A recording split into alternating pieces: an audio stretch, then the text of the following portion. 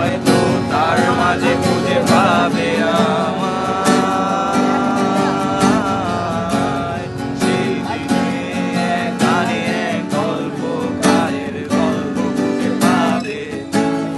খুঁজে পাবে না সেই গল্পকার।